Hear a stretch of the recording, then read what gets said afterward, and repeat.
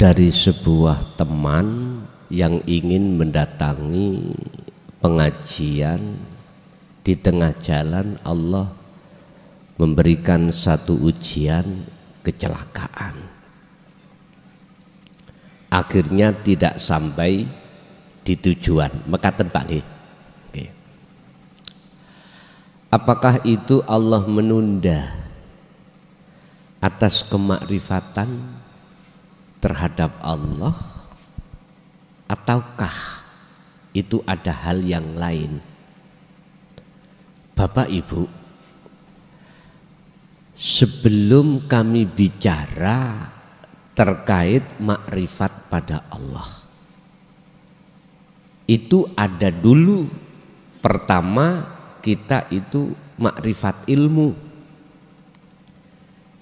Makrifat ilmu ini bentuknya adalah kefahaman dari semua apa ilmu tasawuf yang disampaikan untuk menuju dan bertemu Allah.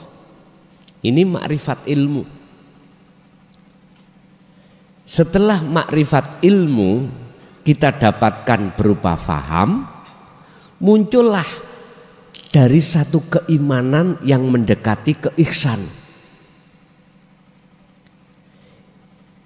Yang kedua ini harus makrifat laku, artinya kita harus amal, mempraktekkan dari sebuah ilmu yang sudah kita pahami. Ini harus dilakukan untuk mencapai makrifat pada Allah, itu harus istiqomah terus menerus. Otomatis jenengan paham bagaimana yang dimaksud dzikir. Sekalipun dzikirnya belum sampai dong kekhuduran pada Allah, la tatruk adzikra li adami hudurika ma'allahi bihi. Jangan kau tinggalkan dzikir untuk mencapai kekhuduran pada Allah, kemakrifatan pada Allah, walaupun dzikir kita itu masih dalam posisi belum bisa khudur. Tetap itu harus kita lakukan terus. Makanya bentuknya istiqomah, ilmu, amal, dan istiqomah terus menerus. Apakah ketika beliau mau mendatangi pengajian di tengah jalan itu terus Allah memberikan ujian berupa balak, itu bentuk penundaan kemakrifatan? Belum tentu. Kalau yang dikatakan makrifat pada Allah itu intinya kalau sudah paham tentang zikir sirul asrar, ya sudah. Kalau pertanyaan tadi makrifat ilmu, nggih. Tapi kalau yang dimaksud makrifat datang Allah, belum tentu.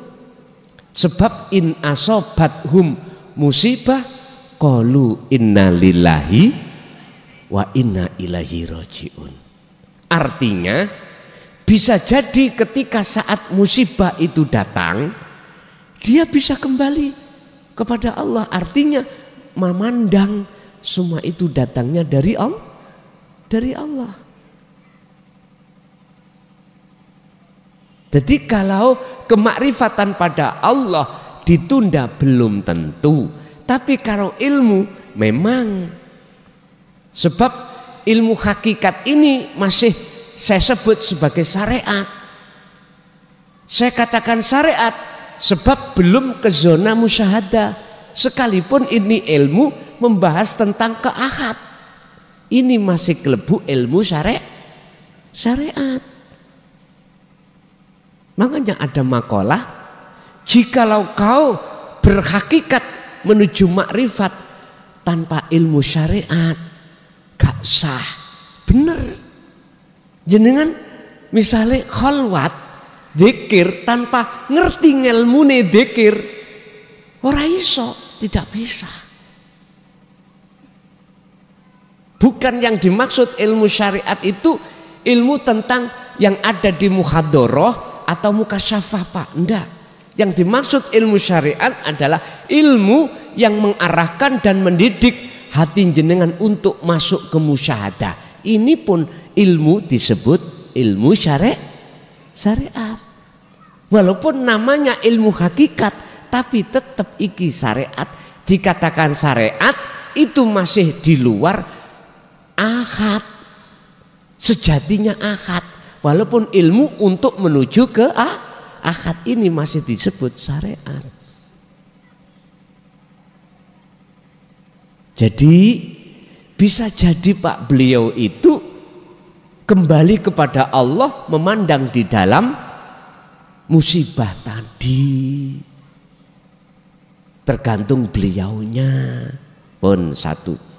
Yang nomor dua adalah ketika jenengan kholwat itu ada rasa ketakutan ketika saat Allah menarik ruhaniyah jenengan di dalam alam fana. Terus jenengan ini dengan adanya rasa takut akhirnya memaksakan diri untuk kembali. Apakah ini perlu dilakukan? Bahasa saya wajib. Jikalau jenengan estu pingin untuk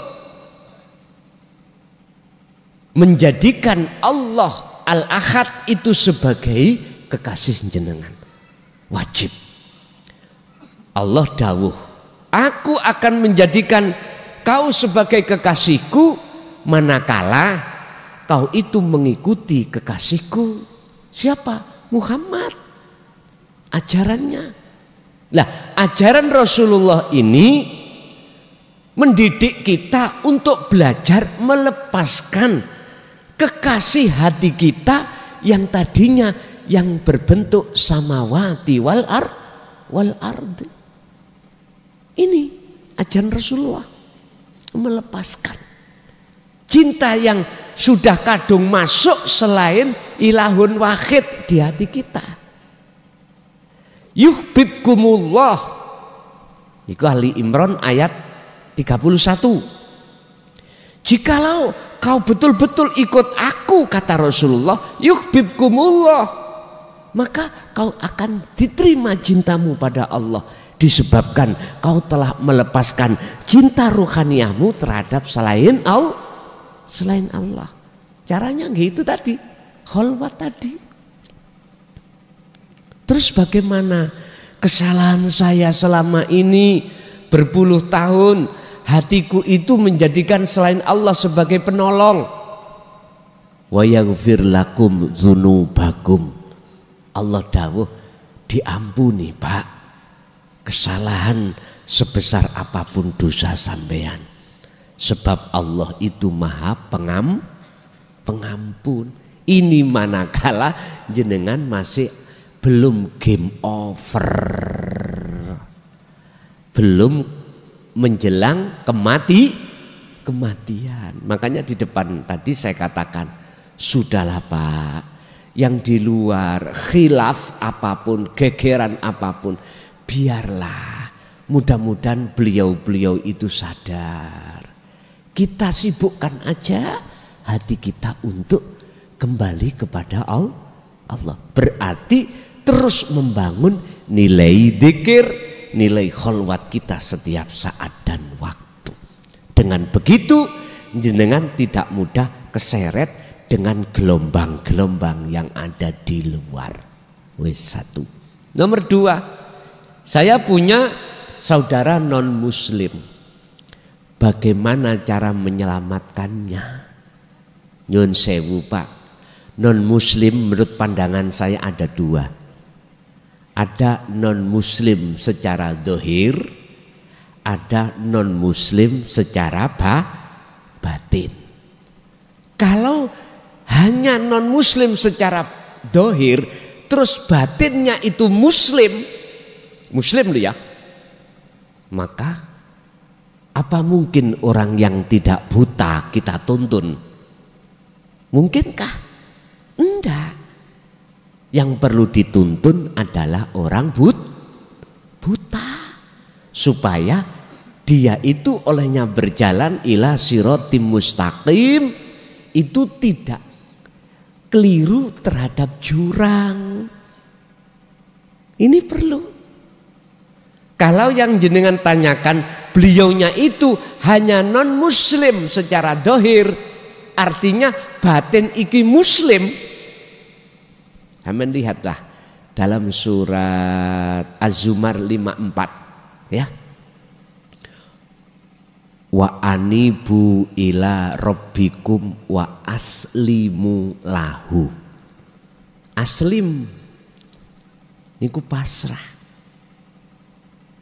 Islam ya dari arah salama yusallimu dan seterusnya. Intinya pasrah. Agama yang pasrah. Ini ruhaniyah kalau beliau pasrah pada ilahun wahid. Pandangan hakikat gak perlu ditolong. Karena ini sudah otomatis yang menolong adalah Allah. Yang Allah ilahun wahid. Bahasa mereka Allah atau selain Allah. Tapi kalau yang non muslim ini ruhaniyah, lah ini Pak yang perlu kita tolong. Pundisi tengeri alamat kalau ruhaniyah kita non muslim. Ini jangan dicampur dengan kacamata syariat lo ya. Kacamata syariat itu melihat fisik Pak. KTP Islam, sholat iya, zakat nggak pernah ditinggalkan, puasa nggak pernah punya utang, haji tiap tahun. Pandangan menungso secara syariat dia muslim.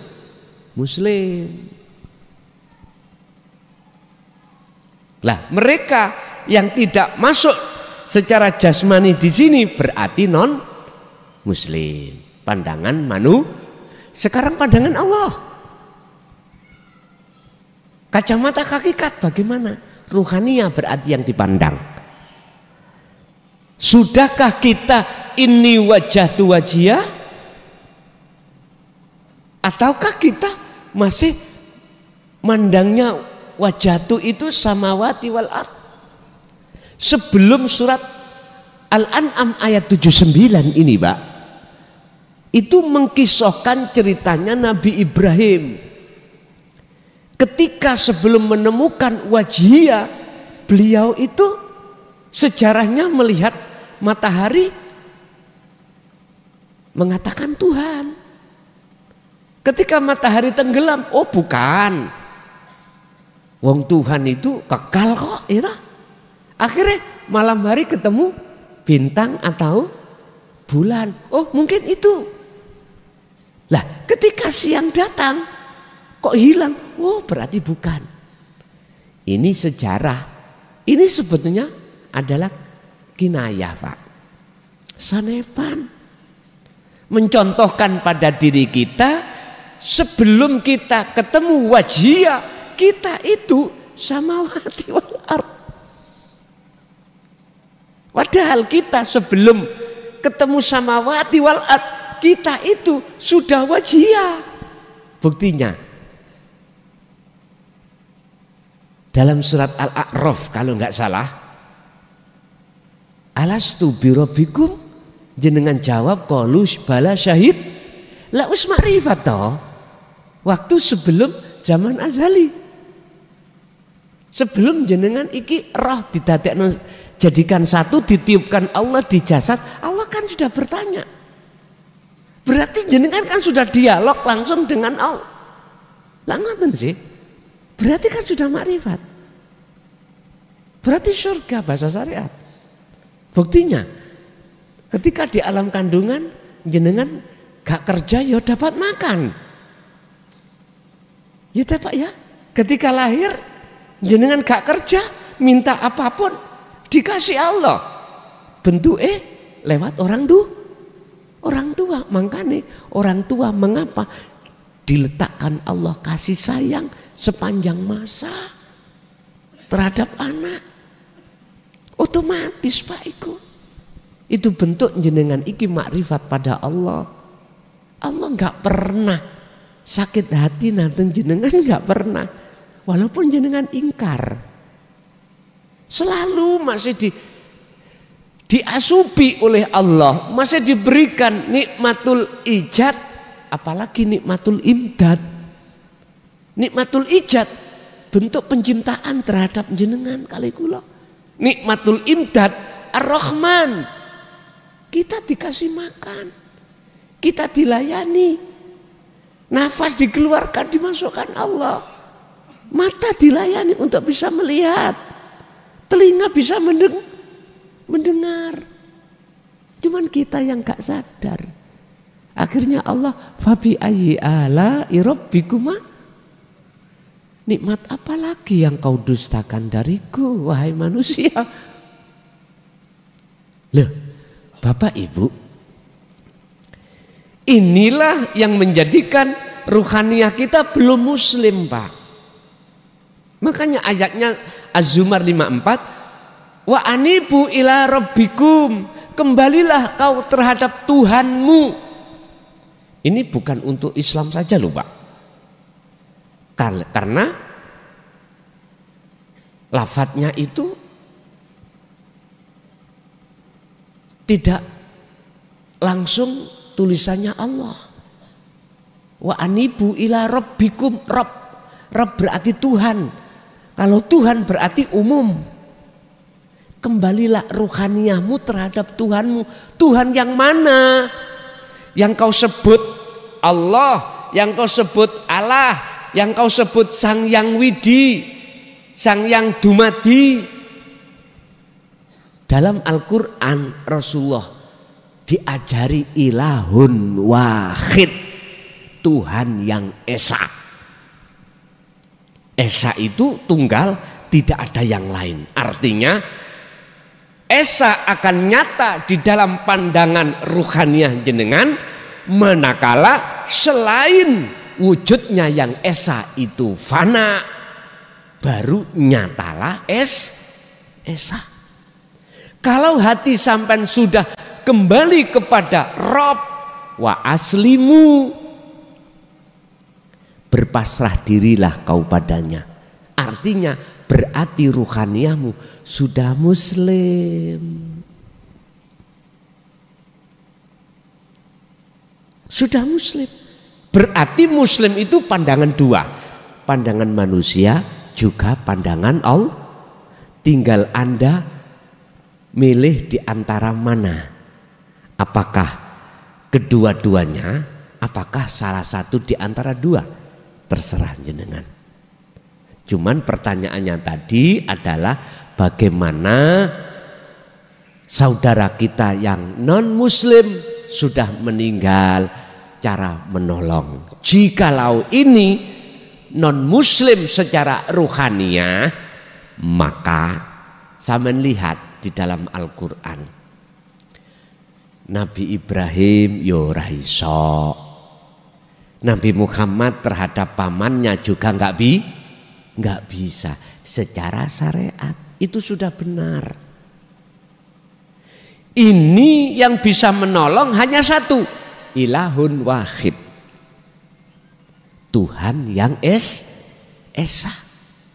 Cuman asbabun nuzul, Allah memberikan rahmat terhadap satu hamba itu apa? Nyun sewu, saya berdasarkan hujah hadis Rasulullah yang versinya sahih Bukhari Muslim, ketika anak putu Adam meninggal, maka terputuslah semua urusan kecuali 3 perkara. Salah satu di antaranya ada anak soleh yang selalu mendoakan orang tua. Anak soleh yang dimaksud di sini adalah anak yang sudah mencapai tingkatan makrifat. Ruhaniyahnya sudah muslim. Orang yang sudah makrifat di situ berarti orangnya sudah fana. Ngoten nggih? Berarti sinolong siapa, Pak? Allah. Wis bahasa lafadznya Awaladun soleh, awaladun anak. Ini saya luaskan, anak bisa jadi tetangga, bisa jadi kerabat, bisa jadi orang lain. Makanya saudara-saudara saya di Nahdlatul Ulama, mengapa kalau tahlilan kirim dungo itu tidak hanya 2 orang tetangga kiri kanan aja, enggak. Kadang 1 RT. Itu sebetulnya barangkali ada wali nih Gusti Allah yang Allah tutupi di mata manusia. Inilah maksud awaladun soleh. Di sini. Kalau secara lafdiyah awaladun nggih anak kita, ya toh? Tapi kalau secara maknawiyah saya terjemahkan siapapun itu. Walaupun secara fisik beda agama, muslim atau non muslim. Kalau jenengan sudah sampai muslim ruhaniyah jenengan, inilah sebab mengapa Allah meletakkan rahmatnya.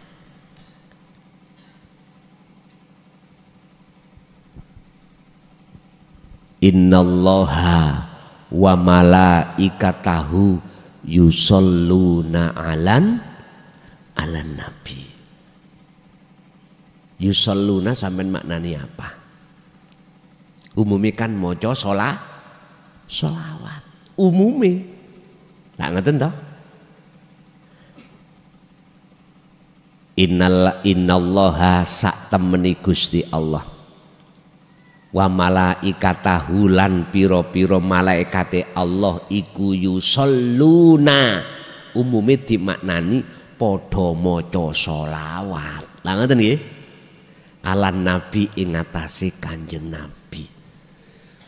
Nggih monggo.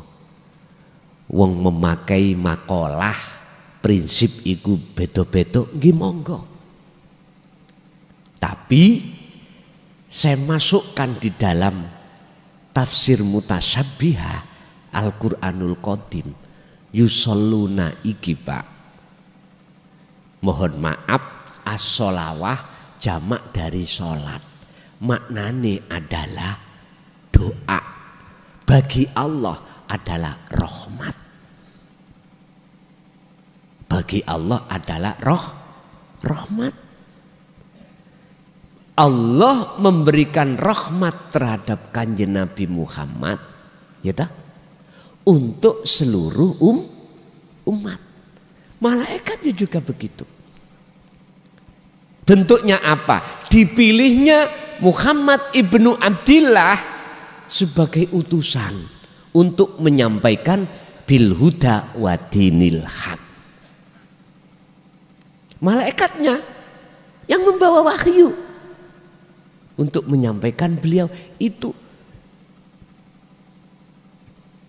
dalam pandangan hakikat.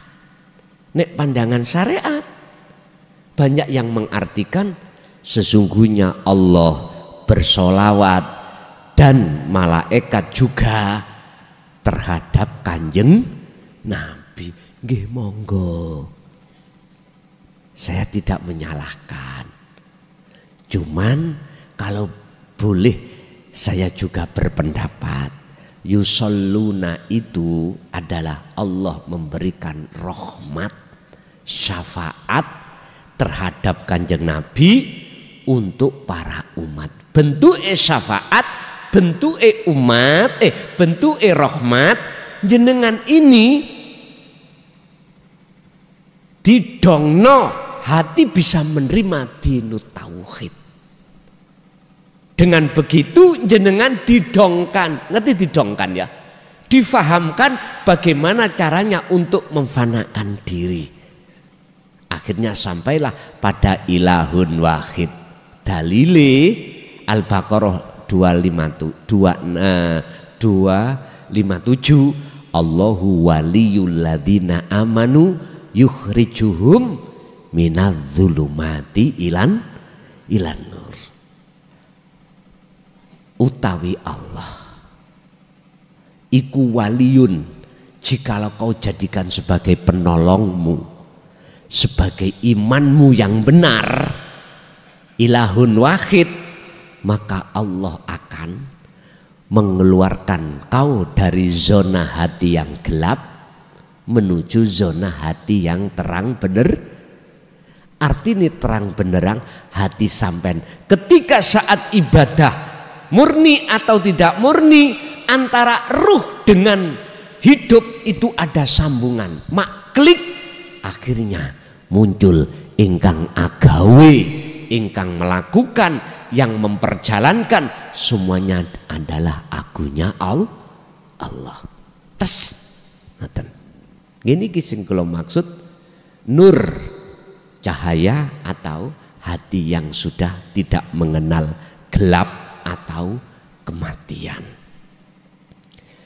Jadi bisa jadi Allah menghendaki ahli adab tadi menjadi ahli rahmat secara proses karena ada yang menolong. Siapa yang menolong? Tidak ada lain kecuali ilahun wahid. Prosesnya dikarenakan secara syar'i punya anak yang mendoakan pada orang tua. Tapi niki jangan dimasukkan di syariat. Nek sampai kembalikan kepada syariat, nggak bisa Pak, nggak ada yang bisa menolong. Manusia dengan manusia lain tidak bisa yang menolong. Tadi kan di dalam hadis awaladun solihun, anak toh ya. Coba kita padukan dengan satu ayat surat Al-Qasas. Ya, surat Al-Qasas Allah dawuh ngeten. Innaka sak temeni sira Muhammad iku la tahdi, ora bisa aweh petunjuk, ora bisa aweh pertolongan sira Muhammad man terhadap orang ing wong ahbabta kang wong iku kok tresnani Muhammad sesungguhnya kau tidak bisa menolong, tidak bisa memberikan petunjuk terhadap orang sekalipun orang yang kau cintai, anak istri beliau atau duriyah beliau atau sahabat beliau, gak bisa. Niki Quran ya. Lah terus siapa yang memberikan pertolongan?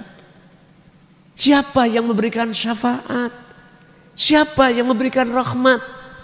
Sampeyan teruskan ayatnya. Walakinallaha yahdi mayyasha. Akan tetapi yang bisa memberikan petunjuk, yang bisa memberikan pertolongan hanyalah Allah terhadap hamba yang dikehendaki. Memang Pak, koyoke prosesi Allah ngelewatno Kanjeng Nabi Muhammad, Kanjeng Nabi Muhammad dateng panjenengan. Nah, koyoke, tapi asline sedaya semua itu datangnya hanya dari Allah. Wis, paham nggak paham sak kersa jenengan. Nggak paham nggih monggo ngunjuk kopi, dahar niku monggo, gak usah dipeksa-peksa. Mengke mawon nanti aja kalau mau tidur dingen-ngen. Gue wis ketemu, oh bener omongan arek gendeng mang. Ngoten mawon. Lah apa bingung-bingung jenengan, nggih? Nggih. Jadi jikalau memang begitu pandangan manusia, mestinya itu ahli adab, kok nyatanya itu ahli rahmat. Siapa yang bisa memprotes Allah? Nggak ada toh. Jadi jangan dipandang dari si kacamata manusia, kacamata syariat, jangan Pak. Lihatlah juga dari pandangan kacamata Allah. Kacamata Allah itu mandang rohaninya, sudah muslim apa belum? Itu aja. Makanya mengapa dalam surah Al-Baqarah 208 Allah, kita sudah iman kok ya disuruh mlebu Islam. Mestinya habis Islam lah iman toh Pak, Mengapa harus Islam lagi? Ada apa? Ya ayyuhalladzina amanu, wahai orang yang beriman, udhulu do mlebu sira kabeh fisilmi ing dalem agama Islam kafah hali sampurna. Wala tatabi ulan aja padha manut sira kabeh khutuwati syaiton ing langkah lakune nafsu dalam hatimu. Sebab innahu sak temene setan nafsu lakum kedue sira kabeh iku aduwun mungsuh mubinun kang nyoto. Wahai orang yang beriman, masuklah kau di dalam Islam dengan sempurna. Artinya kita itu belum sampai ihsan, Pak. Seiman tok. Kita itu belum sampai ke makrifat. Sampaikan kesempurnaan Islam itu, ke makrifat atau ke ihsan. Itu loh maksudnya ayat. Sebab jenengan itu di situ ada warning Allah, wala tatabi'u khutuwati syaiton.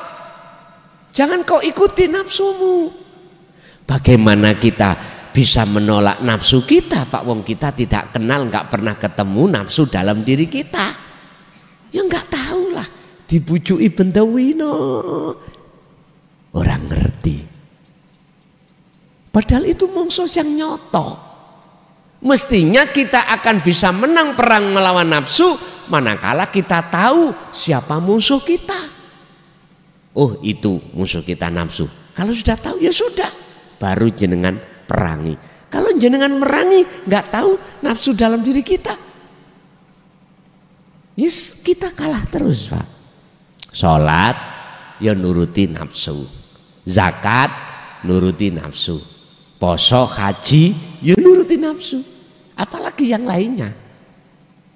Pundi si nafsu iku wujude? Bila mana dalam hati kita masih ada rasa iman, keakuan kita sebagai makhluk yang melakukan, itulah nafsu.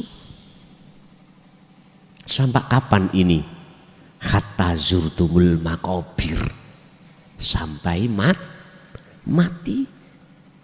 Oleh sebab itu, lumpuhkan, kalahkan, perangilah nafsu ini dalam dirimu, sehingga ketika kau beribadah itu tidak ada kepentingan nafsu, semata-mata ini karena Allah. Oke.